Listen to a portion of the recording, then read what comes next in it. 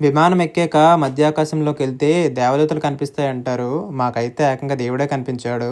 Window సీట్‌లో నుంచి చూస్తే వింగ్స్ నుంచి సన్నటి స్ట్రీమ్ లాంటిది బయటకొస్తుందనమాట. ఒక 10 నిమిషాలైతే ఇదిలా వస్తూ ఉంది. ఇంజిన్‌కేమైనా అయిందేమో అని కంగారు పడ్డాము. అసలు ఇంతకీ ఏం జరిగిందంటే, మనం ఈరోజు బెంగుళూరులో ఆఫీస్ మీట్ ఉంది. దాన్ని క్యాచ్ చేయడానికి ఎళ్తున్నాము. సో, 7:30కి మనకు వైజాగ్‌లో ఫ్లైట్ ఉందనమాట.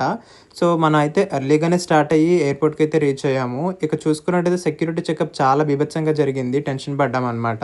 బోర్డింగ్ పాస్ చేతిలో పెట్టారు. లాస్ట్‌కైతే ఎక్కి కూర్చున్నాము. ఈ లోపునైతే ఫ్లైట్ వస్తుందన్నారు. కొంచెం ఒక 10 మినిట్స్ అట్లా డిలే అయింది. అటు ఇటు తిప్పి మొత్తానికి విమానం అయితే గాల్లోకి ఎగిరింది. మనకైతే మొత్తం 3 సీట్లు ఇచ్చారనమాట. మన పక్క 2 సీట్లు ఖాళీ అయ్యాయి. విండో సీట్ కూడా ఫ్రీగా ఇచ్చారు రూపాయి కట్టకుండా. లాస్ట్ 2 సీట్స్ ఇంకెవ్వరూ రాలేదు. మొత్తం నేనే కూర్చొనెళ్ళాను బ్యాగ్ అవన్నీ పెట్టుకొని. ఇక చూస్తున్నారా, ఇది మీరు నమ్మగలరా, ఇది వైజాగ్ వ్యూ అంటే ఎంత బావుందో చూడండి. ఏ వెనిస్, ఇటలీలో ఉన్నట్టుంది కదా! సో, ఇక్కడి నుంచి స్టార్ట్ అయిన తర్వాత నేను మధ్యాకాశంలోకెళ్ళిన తర్వాత బుక్ అయితే చదువుకోవడం మొదలుపెట్టాను. ఇక పక్కకు చూస్తే మనకొచ్చేసి సన్నటి స్ట్రీమ్ లాగొచ్చింది. అది ఇంజిన్‌కి ఏమైనా ప్రాబ్లమ్ ఏమో అనుకున్నాం. తర్వాత ఎయిర్ హోస్టెస్‌ని అడిగాము.